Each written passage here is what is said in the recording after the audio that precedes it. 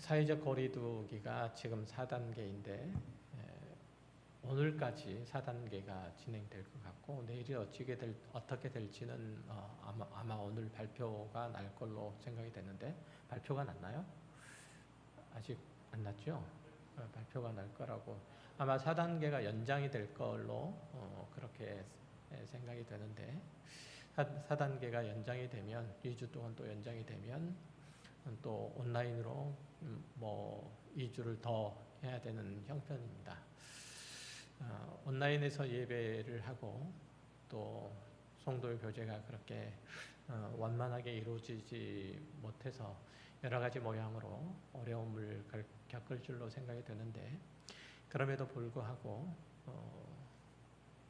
경건의 시간들 또 하나님께서 베푸신 은택을 기다리는 마음들 또 그 은택을 가지고 이 세상 가운데서 하나님의 사람으로 분명한 자기 정체성을 드러내는데 게을리 하지 않는 그런 시간들이 되시길 바랍니다. 말씀 함께 나누도록 하겠습니다. 지난 시간에도 잠깐 언급했듯이 공관복음서와는 달리 요한복음은 예수 그리스도를 설명하는 데 있어서 독자들을 창조 이전으로 데리고 가죠. 1절을 보면 이렇게 시작했던 것을 기억을 할 것이에요. 태초에 말씀이 계시니라. 이 말씀이 하나님과 함께 계셨으니 이 말씀은 곧 하나님이시다 라는 거죠. 사도 요한이 굳이 예수 그리스도를 설명하기 위해서 이렇게 시작한 이유가 바로 1절에 잘 드러나 있죠. 여기 보면 태초라는 단어와 그리고 말씀이라는 단어가 등장을 하는데 이 단어들을 연상을 할 때, 들을 때 연상되는 구절이 있죠. 그렇죠? 창세기 1장 1절인데 이 창세기 1장 1절은 우리가 모두 다 잘 알다시피 태초에 하나님이 천지를 창조하시니라 라는 말씀이죠. 하나님께서 천지를 창조하심에 대해서 포괄적인 선언을 한 것인데 그 다음에 이제 2절을 보면 하나님의 본격적인 창조의 행위가 묘사되죠. 하나님께서 맨 먼저 혼돈과 공허와 흑암에서 질서와 채움과 빛을 부여하시죠. 3절 이하에 보면 이렇게 나타나 있죠.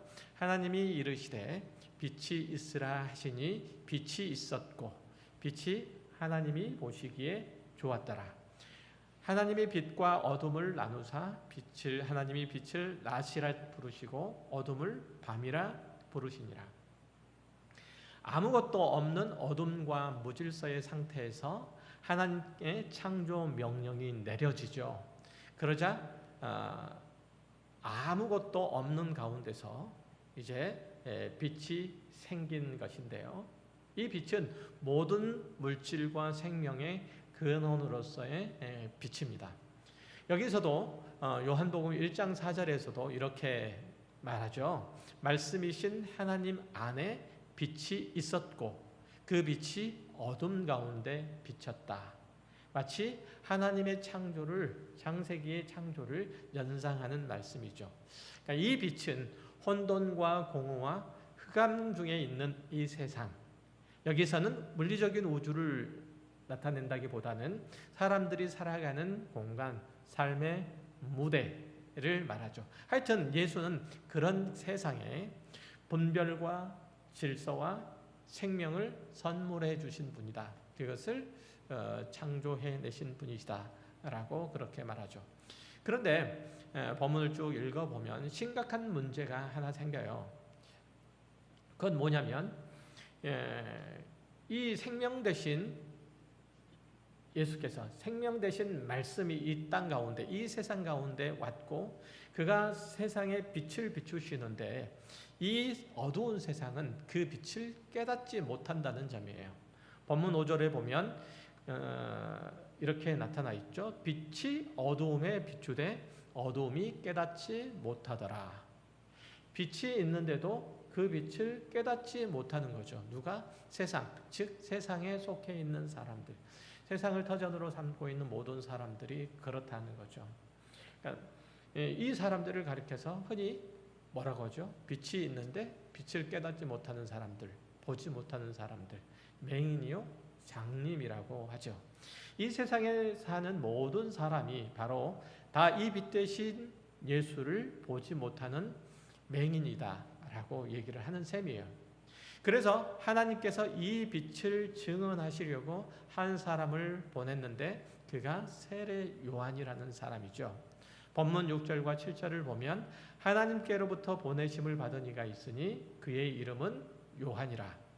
그가 증언하러 왔으니 그 빛에 대하여 증언하고 모든 사람이 자기로 말미암아 믿게 하려 함이라. 이 구절을 보면 세례 요한은 이 빛에 대하여 증거해야 될 필요가 있다고 그렇게 말하고 있죠. 빛을 설명하고 증거를 댈 필요가 있는가요, 사실? 여기 보면 많은 조명이 있고 이 조명에서 빛이 나오는데 빛을 설명할 필요가 있나요? 시력을 잃지 않는 이들, 눈을 뜨고 볼 수 있는 이들에게 빛을 설명할 필요는 없어요. 그냥 눈으로 보면 알기 때문이죠. 자연과 세상의 법칙과 원리들에는 증명을 해야 할 수 있는 것들이 있어요. 그러니까 예를 들면 떨어지는 모든 물체에 대하여 중력은 동일하게 작용한다. 과학 시간에 우리 배웠잖아요. 아주 쉽게. 모든 에너지는 엔트로피가 큰 쪽으로 흐르게 되어 있다. 그렇죠? 아닌가요? 이렇게 이런 것들은 실험도 해볼 수 있고 또 증명도 해낼 수 있어요.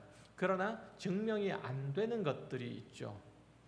예를 들면 인간의 감각으로 느낄 수 있는 것들이 그렇죠.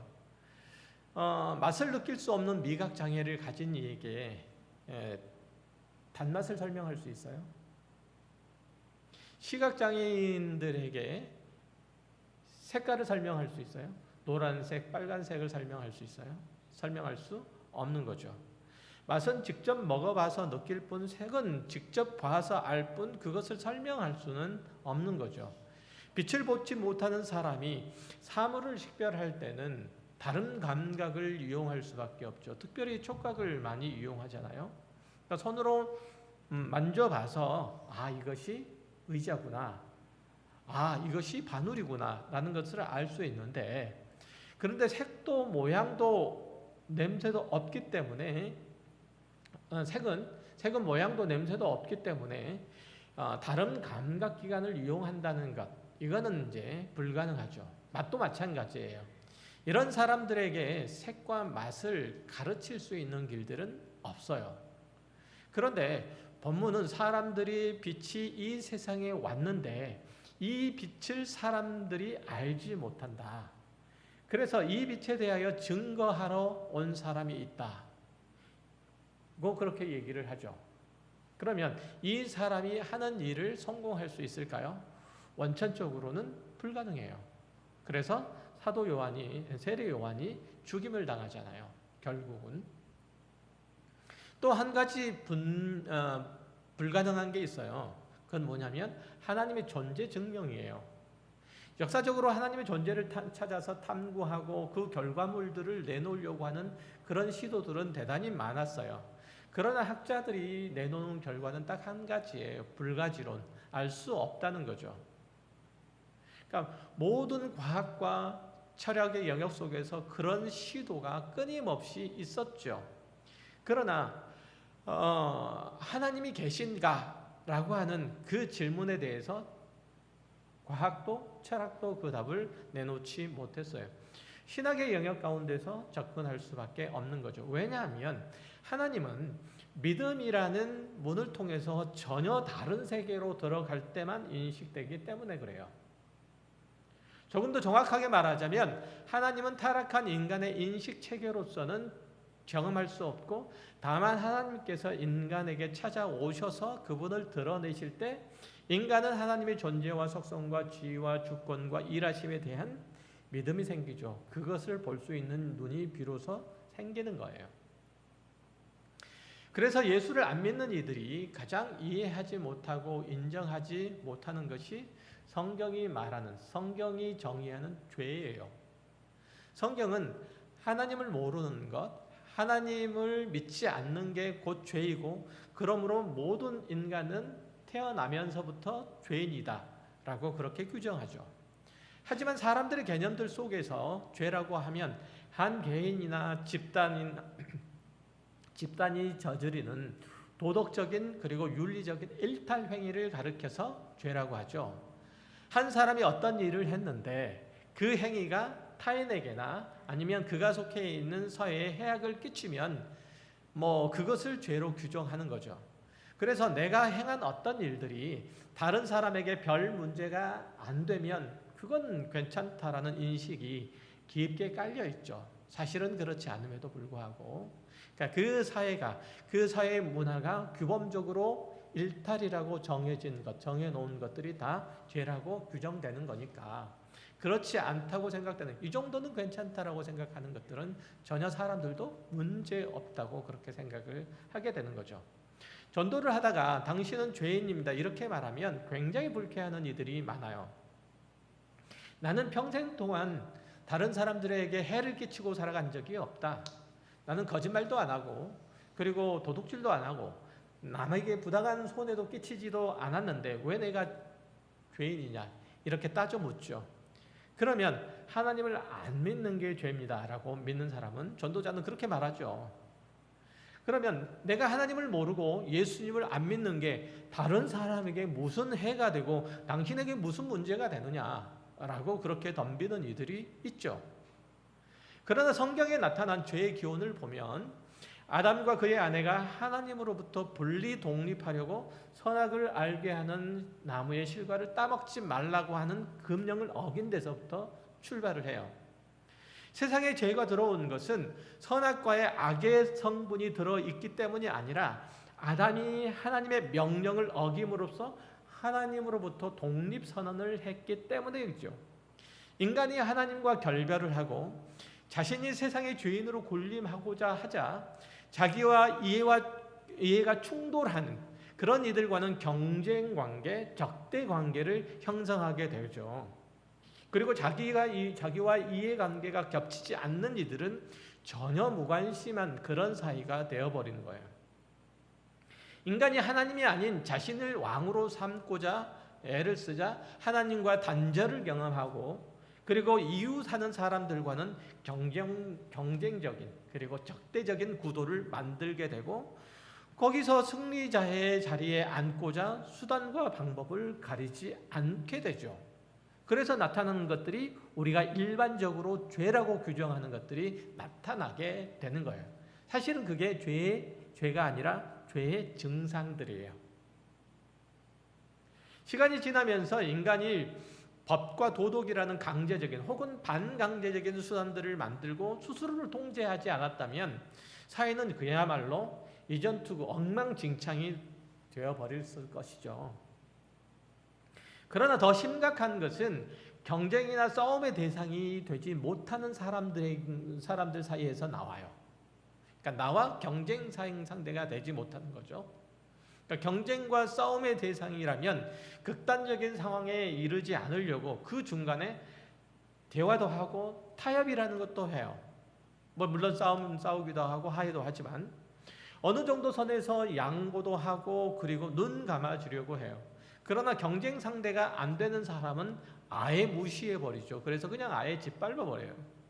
아예 관심의 영역 밖으로 벗어나서 내가 그 사람에 대해서 아무것도 안 하게 되죠.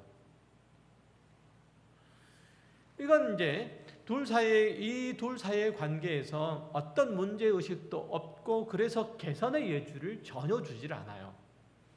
예를 들면 지구 반대편 쪽에 가면 아프리카에 많은 기아 속에 허덕이는 사람들이 있죠. 이들은 나하고 전혀 상관없는 사람들이에요. 경쟁 구도를 만들지 않고 이해관계도 충돌하거나 겹치지도 않는 사람들이에요. 그래서 나는 이들에 대해서 무관심하죠. 이게 이제 심각한 결과들을 만들어내잖아요. 그렇죠? 그러니까 나보다 높아서 너무 높아서 도달할 수 없는 상대에 대해서도 경쟁 상대가 안 되고, 그리고 너무 낮아서 아무런 신경을 쓰지 않아도 되는 사람도 역시 경쟁 상대가 안 돼서 관심 밖으로 밀려나게 돼버리죠. 무관심의 대상이 되어버리죠. 그래서 전혀 교제하지 않고 그 둘 사이의 관계가 전혀 회복될 기미도 보여지지를 않는 거예요. 내가 그 사람들에 대해서, 아프리카 저쪽 지구 반대편 쪽에 아프리카에 있는 사람들에 대해서 관계를 개선하려고 하지 않잖아요. 만들어지지 않는 관계니까. 자, 이런 이해를 그대로 하나님과 인간 사이의 관계로 끌어와 보면 사람은 누구나 하나님에 대한 인식을 전혀 가지지 않고 태어나게 되죠. 그래서 자연스럽게 하나님을 믿지 않고 의식하지 않게 돼요. 또 하나님을 믿지 않아도 별 문제가 없이 그냥 잘 사라지는 것 같거든요. 그렇죠. 그러니까 그대로가 좋죠. 이런 이들에게 하나님을 설명한다든지 인식하도록 하는 것은 불가능한 거고, 하나님을 믿게 만드는 것, 그건 더더구나 그렇죠. 모든 인식론의 출발은 무지에 대한 자각에서 출발해요. 다시 말해서 내가 무엇을 모르는지 알면 거기가 바로 인식이라는 것의 출발점이 되는 셈이에요. 그런데 인간은 하나님이 계시고 모든 인간에게는 하나님이 필요하다는 사실에 대한 자각, 인식이 사람들에게는 없는 거예요. 이런 무지는 하나님을 찾는 것에 대한, 하나님을 인지하는 것들에 대한 불가능성을 말해주는 거죠. 인간의 가장 큰 불행은 인간 스스로 하나님을 찾을 수 없고 경험도 없어서 하나님께 대한 관심을 둘 수 없다는 데 있어요. 만약에 여러분이 전기가 발명되지 않았던 17세기 사람들에게 열심히 컴퓨터의 필요성을 대해서 역설을 한다면 그 사람들이 박수를 치고 호응을 할까요? 절대로 그렇지 않아요. 인간이 하나님을 생각하는 것은 17세기 사람들이 컴퓨터로 계산하고 인터넷을 통해서 장을 보고 뭐 이런 것들을 떠올리는 것과 같아요. 인간이 하나님을 상상하는 것, 이건 전혀 불가능하다는 얘기예요. 그들은 그렇게 살아도 전혀 문제가 없었잖아요. 그리고 지금도 없고, 그 사람들 그 사회에 컴퓨터를 사용할 수 있게끔 갖다 놓는다 하더라도 그건 전혀 필요 없는 물건이 될 수 있어요.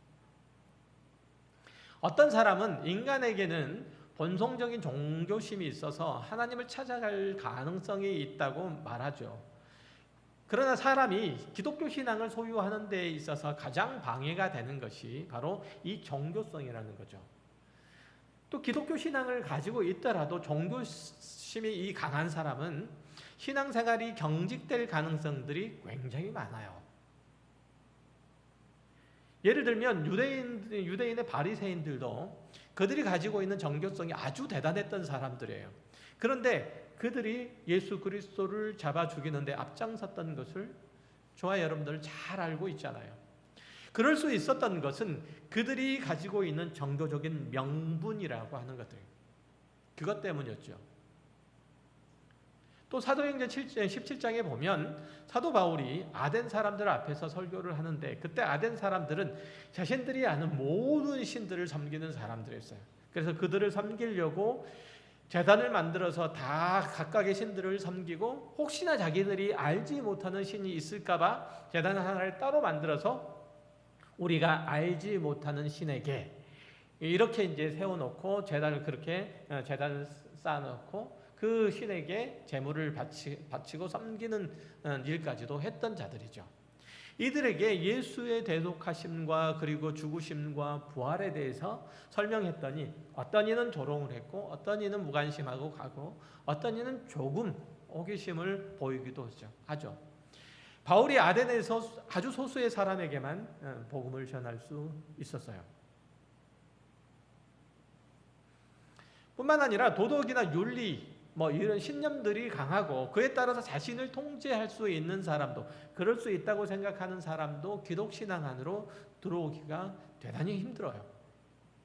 이들은 도덕적인, 윤리적인, 양심적인 어떤 기준들을 정하고 그것을 넘어가지 않으려고 열심히 생활하고, 그런데 성공을 거둘수록 그들은 자기 힘으로 자신의 현재 위치를 개선하고 미래를 담보할 수 있다고 믿는 경우가 되게 많죠. 흔히 얘기를 들면 자수성가한 아버지 아래서 자라난 아들이 굉장히 힘들어요. 왜냐하면 자기는 아무것도 없는 맨바닥에서 맨손으로 일어났거든요. 이만큼 읽었거든요. 그런데 자식은 자기가 자수성가한 결과물들로 열심히 나누고 열심히 가르치고 또 먹이고 입히고 남 부럽지 않게 그렇게 했는데 너는 왜 이 모양이냐? 이렇게 나오는 거죠. 너는 도대체 뭐가 부족해서? 나는 아무것도 없는 데서 이뤘는데. 이런 거죠.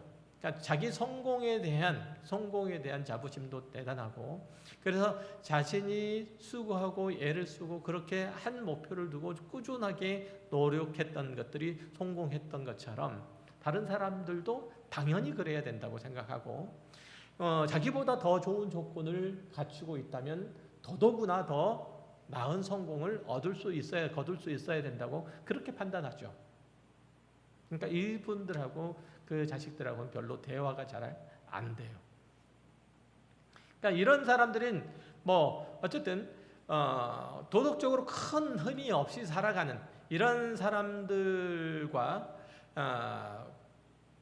종교에 대해서 얘기를 하고 하나님에 대해서 얘기를 하고 기독교에 대해서 얘기를 하면 별로 와닿지가 않죠. 그들이 그러니까 다시 말하면 그들은 하나님이 없어도 특별하게 나는 도덕적으로 또 윤리적으로도 별로 문제가 없이 잘 반듯하게 살아가는데 굳이 이렇게 나오는 거죠. 그러니까 이런 사람들은 그가 가지고 있는 신념에 따라서 도덕적인 의지를 따라서 열심을 내면 낼수록 하나님과 관계가 없는 사람이 될 가능성이 대단히 많죠.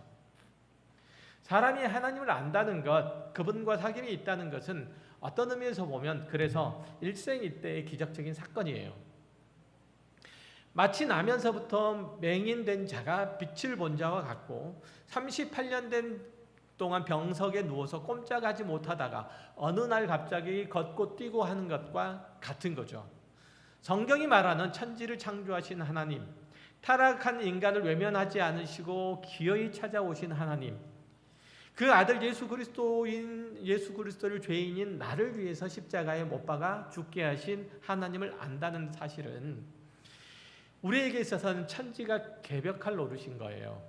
인간의 지혜로는 도저히 납득할 수 없고 이해할 수가 없는 불가사의한 일인 거죠. 단순히 한 사람이 종교를 가지고 갖게 되었다는 사실을 말하는 게 아니라 상상할 수 없는 기적 속에서 새 사람으로 새 창조되었은 된 그 사실을 얘기를 하는 거예요. 바로 저와 여러분들이 바로 그런 경험들을 한 사람들이잖아요. 모든 성도가 살아가면서 어려움을 겪는 것은 설명할 필요가 없는 너무나 당연한 사실을 사람들이 알아듣지 못하고 이해하지 못하기 때문에 생긴 갈등이에요. 맹인에게 석양이 지는 바닷가의 풍경을 설명하는 것, 이건 불가능하죠. 아무리 설명하면 뭐예요? 알아들을 수가 없죠. 볼 수 있는 사람들은 너무나 분명하게 볼 수 있고 너무나 그 풍경에 감탄에 맞이하고 그 풍경 때문에 감격하죠. 하지만 그것을 어떻게 설명해요? 맹인들에게. 마찬가지로 우리가 가진 하나님에 대한 이해와 믿음, 이거는 대단히 놀랍고 감격스럽고 기쁘고 분명한 믿음의 내용이지만 안 믿는 사람들에게 있어서는 그저 그것이 시비거리로만 들릴 뿐이죠. 그 사람들에게 내가 믿는 하나님을 소개하면 대부분의 사람들이 그렇게 얘기를 하죠. 네가 하나님을 봤냐? 천국에 가봤냐? 차라리 하나님을 믿을 바에는 옛날에는요, 내 주먹을 믿지. 그죠? 내 주먹을 믿어라. 즉 다시 말하면 내 힘을 믿어라. 이런 얘기잖아요. 내가 가지고 있는 권력을 믿어라. 이런 얘기예요. 그러니까 이렇게 얘기를 하면 별로 할 말이 없죠. 우리가 믿는 창조에 대해서, 부활에 대해서, 다른 교리에 대해서 하나씩 따지고 들어오면 별로 응대할 자신도 없죠. 또 돌아보면 자기가 사는 모습이 안 믿는 사람들과 특별하게 다를 것도 없어서 뭐 기도 죽죠.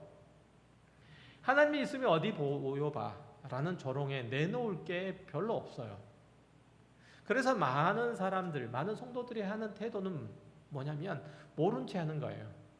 자신도 눈이 먼 것처럼 변장하는 거죠. 하나님의 은혜로 말미암아 눈을 떠서 보게 된 휘황찬란한 빛의 세계가 내 영혼을 기쁘게 하고 만족시키게 한 것들을 감추고 살죠. 그리고 교회에 와서 우리끼리 하나님을 아는 사람들끼리만 서로 아름다운 장면들을 봤다고, 하나님의 은혜를 더 많이 누려놓으라고 그렇게 자랑하고 떠들죠. 아직도 그것을 못 본 사람들을 불쌍히 여기고, 또 그들도 눈을 떠서 이 아름다운 세상을, 이 영광스러운 하나님을 볼 수 있도록 그렇게 해야 되는데, 한국교회 성도들은 그렇게 하지를 못해요. 그런 것들을 여태까지 안 했죠. 그러니까 이 아름다운 세상, 이 영광스러운 이 하나님의 구원의 능력과 그 결과물들, 그래서 내가 하나님의 은혜로 새로워진 나의 삶의 모습들을 보기를 바라는 마음으로 믿지 않는 자들의 괜히 시비 걸어오는 것들에 대해서 응대할 수 있어야 되는데 여태까지는 그렇지 못했다는 얘기예요. 처음에는 있었죠. 물론 새로운 빛의 세계를 본 것에 대한 감각이 있어서 하나님께서 나를 재창조하심으로 내 눈이 새로 떠졌잖아요. 그런 감각이 있어서 옆에 있는 사람들에게 한두 마디를 건네보기도 하고, 그리고 다른 세상 사람처럼 그렇게 살아보기도 해요. 그러나 그가 사는 세상은 빛을 보지 못한 사람들이 득세하는 곳이라서 그 기세에 점점 눌려서 입을 다물게 되고 점점 비슷하게 살아가기로 결정하죠. 나는 그리스도인입니다 라는 이 신앙의 고백은커녕 나는 교회에 다닙니다 라는 이 신앙의 표현을 하는 것조차도 힘이 들어서 평일에는 그냥 교회를 향해서는 눈길조차도 안 줘요. 빛을 본 사람처럼 살아야 편하게 빛을 못 본 사람처럼 살아야 편하게 살 수 있고 힘을 쓰고 살 수 있기 때문에 적당하게 타협하고 살죠. 설령 예수를 믿고 천국을 갑시다 라는 말을 꺼냈더라도 막상 그 천국이 어떤 곳인지를 설명할 수 없어서 그냥 그만두기로 해요. 나는 구원받았습니다라고 큰 소리는 쳤는데 그 구원이 얼마나 복된 건지, 얼마나 자랑스러운 것인지, 얼마나 영광스러운 것인지 구원이 없는 자들에게 확인해 줄 수가 없어서 그냥 그 구원은 내가 천국 갈 때나 쓰기로 해요. 천국에 있는 천국 문을 지키고 있는 수문장에게, 수문장이 너 구원 받았어? 그러면 주머니 꺼내가지고 주머니에서 표가 어디 있지? 이런 식으로 꺼내 보이려고 그럴 때나 쓰기로 해요. 우리의 형편이 이렇다 보니까 빛을 보았으면서 생명을 소유했으면서도 불구하고 기쁨이 별로 없죠. 자랑이 없죠. 그런 결과로 나타난 삶의 아름다운 결과물들이, 열매들이 없는 거예요.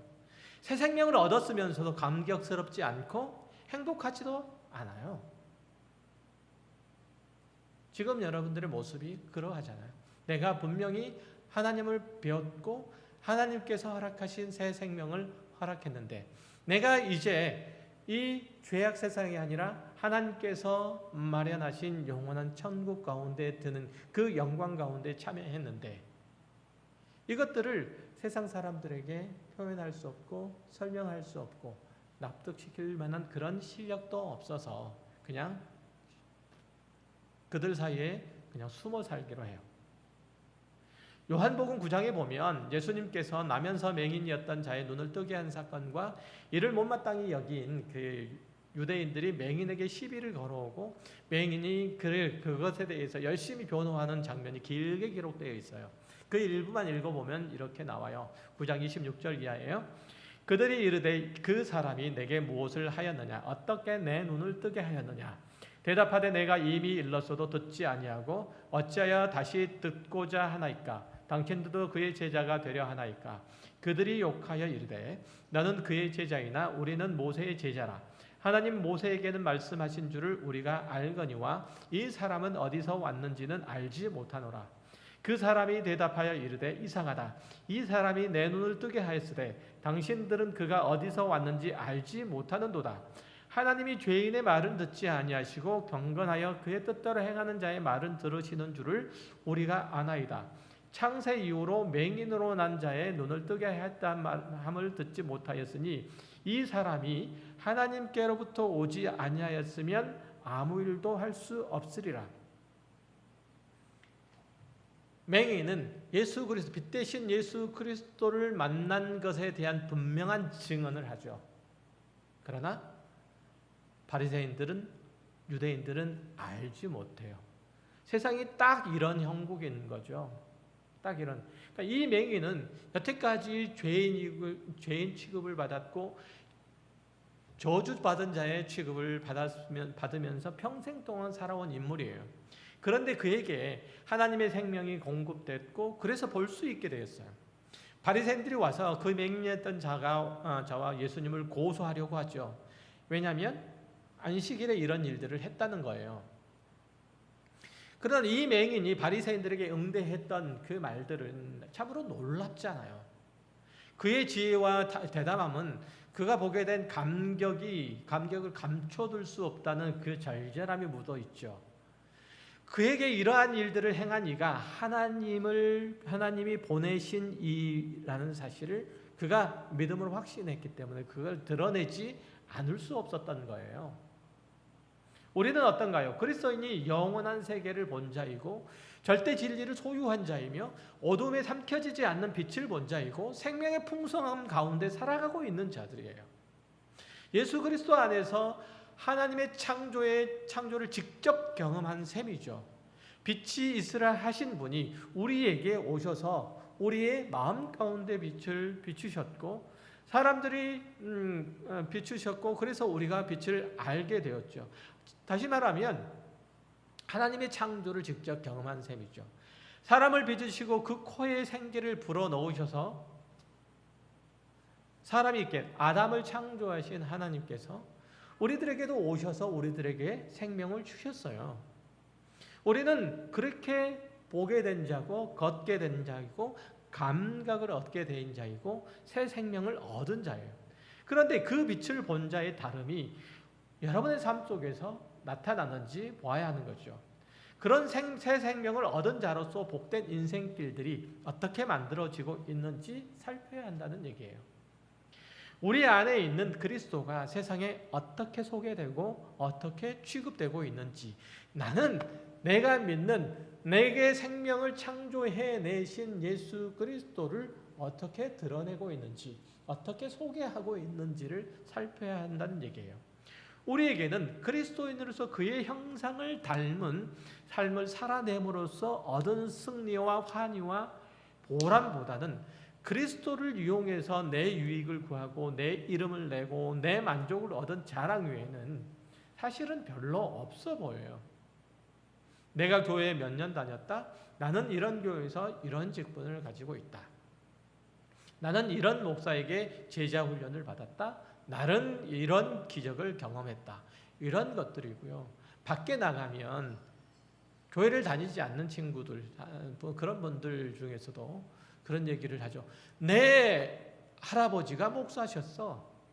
이런 얘기를 하는 분들이 있고요. 내 아버지는 장로신데, 내 어머니가 권사신데, 그런 얘기를 해요. 그런 얘기를 해요. 이게 전부인 거죠. 이게 내 할아버지가 목사셨던 거, 내 아버지가 장로였던 거, 내 어머니가 권사이신 거, 이것밖에는 없는 거예요. 세례 요한뿐만 아니라 우리도 역시 사람들의 생명인 빛을 보고 경험한 사람들이잖아요. 그 빛으로 인해서 인생의 혼돈과 공허와 어둠이 물러가고 그 자리에 삶의 새로운 가치와 질서가 자리 잡게 되었잖아요. 사망 대신에 생명으로 채워진 자들이잖아요. 그리고 그것들을 증거하고 전달하라고 부름을 받은 자들이에요. 주님께서는 마태복음 4장 14절에서 이하에서 이렇게 말씀하시죠. 이렇게 우리를 파송하세요. 너희는 세상의 빛이라. 산 위에 있는 동네가 숨겨지지 못할 것이요 사람의 등불을 켜서 말 아래 두지 아니하고 등경 위에 두나니 이러므로 집안 모든 사람에게 비치느니라. 이같이 너희 빛이 사람 앞에 비치게 하여 그들로 너희 착한 행실을 보고 하늘에 계신 너희 아버지께 영광을 돌리게 하라. 우리는 세상에 보내진 자라는 얘기예요. 맹인 상태에서 눈을 떴고 빛을 본 자로서, 빛을 품고 있는 자로서 그 빛을 비추라고 보내진 자란 얘기예요. 예수 그리스도의 용서와 구원과 생명과 부요함을 우리보다 더 잘 알 수 있는 사람은 누가 있어요? 아무도 없는 거죠. 이 세상에 누가 있어요? 하나님의 인내와 긍휼과 사랑과 기대를 우리보다 더 많이 경험한 사람이 없잖아요. 그래서 우리가 기다리고 용서하고 이해하고 화해하고 양보하고 더해주고 하나님의 구원과 생명의 전달자로서 하나님의 생명을 전달할 수 있는 그 부요한 자로서 우리의 삶의 자리에 서서 그 역할들을 할 수 있는 거예요. 우리는 다른 사람보다 더 많이 용서를 경험했으므로 용서할 수 있고, 우리들은 다른 사람보다 더 많이 하나님의 인내, 하나님의 기다림을 경험했으므로 우리는 인내하고 기다릴 수 있고, 우리는 다른 사람보다 더 많은 사랑, 하나님의 사랑을 경험했으므로 우리는 그 사랑을 나눌 수 있어요. 그것은 우리가 아쉽고 꿀리고 모자라서가 아니라 더 많이 가졌고 더 많이 알고 더 많이 누리고 있기 때문에 그렇죠. 물론 그 과정 속에서 어려움도 겪을 것이고 모시도 당할 거예요. 그러나 그것은 우리가 실패해서도 아니고 약해서도 아니고 우리가 약점이 잡혀서도 아니고 우리가 꿀려서 그런 것도 아니에요. 우리 그리스도인만 하나님을 본 자요, 하나님을 아는 자이기 때문에 그래요. 우리 그리스도인에게만 참빛이신 예수 그리스도에게 비추음을 받았기 때문에 그런 거예요. 사람이 등불을 켜서 바가지 속에 감춰두는 법은 없는 거죠. 말 아래 둔다는 것, 바가지 속에 돛바가 안에 감춰두는 법은 없죠. 등경 위에 두고 가능한 많은 사람들에게 비추도록 그렇게 하는 거죠. 하나님께서 우리에게 구원과 생명을 주시고 그것을 전하고 나누도록 하셨죠. 세상 가운데서 빛으로 부르시고 어둠을 몰아내도록 하셨어요. 그 사명을 우리는 감당해야 되는 거예요. 그러다가 어려움을 당할 수도 있고 곤경에 파처할 수도 있어요. 그렇지만 그렇다고 그 역할을 포기하고 스스로 맹인인 채 하면서 세상 가운데 숨어 들어갈 수는 없는 문제잖아요. 편하고 쉬운 길을 택하고자 넓은 길을 걸으면 안 되죠.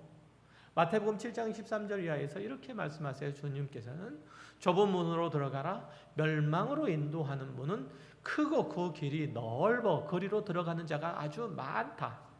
생명으로 인도하는 문은 좁고 그 길이 협착해서 거리로 찾는 자가 아주 적다. 거리로 들어가는 자가 아주 적다. 생명으로 인도하는 길은 협착해서 찾는 자가 적어요. 그러나 그 길로 가는 길을 포기할 수는 없잖아요. 내가 그 어떤 사람을 생명으로 인도하는 길을 포기할 수 없잖아요. 그렇잖아요. 내가 포기하면 그는 언제 또 누군가에게, 우리가 가진 생명을 나누는 길은 좁고 험한 길이라고 그렇게 얘기를 하잖아요. 예수를 믿으면 쉽고 편하고 유익한 것보다는 이전보다 어렵고 힘들고 그래서 감수해야 될 것들이 되게 많아져요. 여러분이 보내신 곳을, 여러분이 보내진 곳을 보세요. 가정이나 직장 또는 이웃 가운데서 예수를 믿는 이들이 얼마나 있는지 보세요. 더더구나 요즘 한번 상황을 보세요. 어떠한지. 하나님을 믿는 신앙 가운데서 신실하게 서 있는 사람이 얼마나 있는지 보세요. 마태복음 9장 35절 이하에서 이렇게 예수님께서 말씀하세요. 예수께서 모든 도시와 이 마을에 두루 다니사 그들의 회당에서 가르치시며 천국 복음을 전파하시며 모든 병과 약한 것을 고치시니라. 무리를 보시고 불쌍히 여기시니 이는 그들이 목자 없는 양과 같이 고생하며 기진함이라. 이에 제자들에게 이르시되 추수할 것은 많되 일꾼은 적으니 그러므로 추수하는 주인에게 청하여 추수할 일꾼들을 보내주소서 하라 하시니라. 예수님께서는 공생애를 사시는 동안에 늘 소외되고 약하고 병들 자들과 함께 계셨어요. 가난한 자들과 함께 계셨죠. 그들에게 전국 복음을 전파하고 그들의 부족한 것들을 채우시고 그들의 상처 입고 지친 영혼들을 달래시고 위로하시고 세워주셨어요.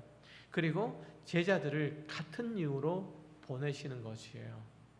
추수할 것은 많고 일꾼은 적다고. 저와 여러분에게 여러분을 그렇게 부르시고 그렇게 보내시는 거죠. 추수할 것은 많은데 이 세상에 어둡고 그리고 병들고 침울하고 절망 가운데 있는 사람들이 많은데 이 세상의 삶의 가치와 의미를 찾지 못해서 이 세상에서 진정한 삶의 목적과 기쁨과 자랑과 만족과 배부름을 찾지 못해서 오늘도 자살하는 사람이 40몇 명인데 너희가 이들 가운데 보내진 자다라고 말씀하시는 거죠. 그들에게 저희는 보내심을 받은 자들이에요. 우리는 목자 없는 양과 같이 고생하고 방황하는 이들을 인도해서 빛 가운데로 오도록 예를 써야 하는 그것이 성도의 사명이죠. 이 일을 외면해서는 결코 안 돼요. 예수님께서는 이렇게 말씀하세요. 마가복음 10장 45절에서 인자가 온 것은 섬김을 받으려 함이 아니라 도리어 섬기려 하고 자기 목숨을 많은 사람의 대속물로 주려 합니다 라고요. 예수님은 이 말씀처럼 사셨고 또 이 말씀처럼 십자가를 지셨어요. 그리고 우리에게 아버지께서 나를 보내신 것 같이 나도 너희를 보내노라 라고 말씀하시잖아요. 우리는 예수께서 이 세상의 빛으로 오신 것처럼 또한 빛의 증인으로 보냄을 받은 자예요. 이 사명을 감당하지 않으면 세상은 여전히 어둠 가운데 헤맬 거고 자기가 가는 길이 옳은 길이라 여기면서 자꾸 허튼 데 빠지고 말 거예요. 절망 가운데 그들은 그 마지막을 맞이하고 말 거예요. 그래서 여러분이 필요하죠. 그 빛을 증거하는 사람이 필요해요. 지금 세상에서 절망 가운데 있는 사람들이, 세상 가운데 소외된 이들이, 세상의 참된 의미와 가치와 기쁨과 사랑을 찾지 못한 이들이 지금 우리가 어떻게 살고 있는지, 그리고 어떤 길을 걷고 있는지를 보고 그들의 삶과 우리의 삶을 분명히 대조함으로써 우리는 그들에게 희망을 줄 수 있어야 되는 거죠. 또 다른 한편에서는 경종을 울려줄 수 있어야 되는 거예요. 그들을 참비신 예수 그리스도께로 인도해야 돼요. 그 길이 생명의 길이니까요. 그 길이, 그 문은 비록 좁고 그 길은 비록 협착하더라도 그들을 데리고 가야 돼요. 어렵다니까요.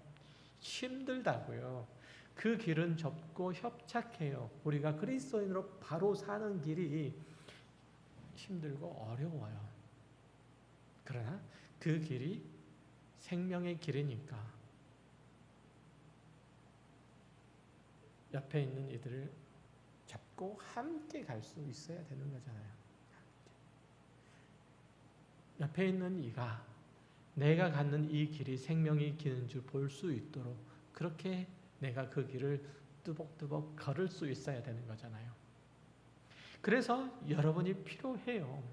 여러분이. 어렵다고 힘들다고 포기하면 안 되죠. 피하지 않고 타협하지 않고 용기 있게 주님의 명령을 수행할 수 있어야 돼요. 그것이 그리스도의 운명이고 그럴 수 있을 때 어두운 세상 가운데 있는 이들이 우리 안에 역사하시는 하나님을 볼 거예요. 우리 안에 환히 등불을 불을 켜신 예수 그리스도를 볼 거예요. 또한 우리는 그 빛의 증인됨을 영광스럽게 여기고 감사하게 될 거예요. 우리의 신앙생활이 기쁘고 활력이 넘칠 거예요. 우리 모두가 이 땅에 사는 동안 이 영광과 이 복을 누릴 수 있길 바랍니다. 기도하겠습니다. 하나님 아버지 감사합니다.